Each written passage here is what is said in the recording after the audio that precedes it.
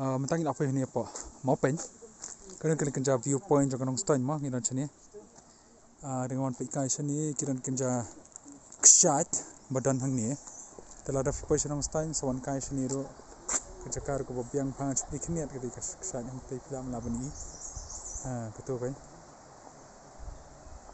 alam kum tu tempat sing lai wan duk sini ban pe ni kerja ka song sa phi bna ka wan pikai sini NONGSTOIN saya wan na ro ba kali ke cakap itu nak kedua ke jenjang ngam kemari kasih cengi berhoi kalau kemjohi kumtahi seniru berhoi kalau kemjohi tinggal laban i kasar NONGSTOIN yang niru viewpoint laban i mah tu kasar berhoi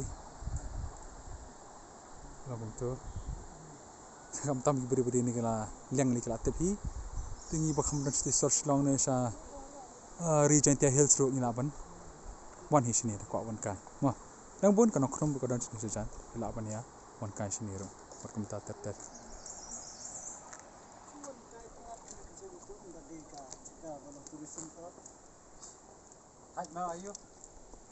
tes koi ngau pun ong ba ngilai mau menjaka ngilai tourist spot kalong kum ni dewa mangihi ki ba pan le pat kum ni ni song pat ani ka jabo ma ka ni ka jaka jungi kari jungi ka jabo jaban ba mangihi da wan kai sei ro nyelek kum ni hoi ti gimdan ki dasben ma te phila bang chilum biang bohi pala da pohi ngin ber ka dasben ngin pen ais ki jaka bari man ai ngin man ber igini ki ngir ki nger ma ta kata hi dala te pasutwal am fi berkhai ba pai kham tam ni video mata ke jaka ri khasi bon ba itna tang ba haba phele kum ni te ngin asu kum no kai ti am keno hi yang ngar ma keno iladi ber kham ta hi te sobha ni kum jai bri ele khoi nai penjabo than ni jaka ba itna ne ri khasi ni ne phiom no bagol Oke, kalau ngba, kowe hap Kynnoh yang ni berok ibril ni long jabiang plastik.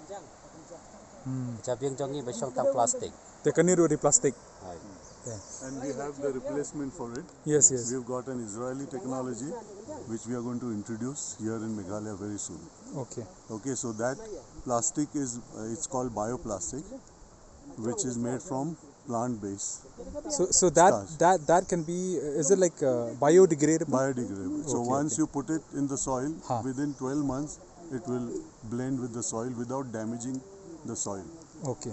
Yeah. So I think so with your help and that kind of technology. Yeah, it's already here. We've presented it to the Secretary Agriculture, Minister Agriculture, and they are all very happy.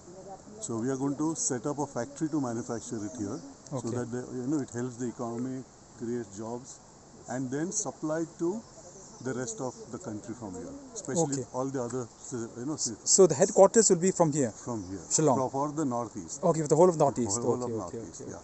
The one factory is already set up in near Bangalore, next to Mysore. Okay.